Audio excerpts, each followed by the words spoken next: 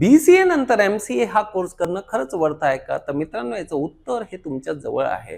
जर तुम्हाला BCA नंतर लगेचच करियर करायचं असेल तर आपल्याला सेकंड इयरमध्येच डोमेन आयडेंटिफाय करणं गरजेचं आहे.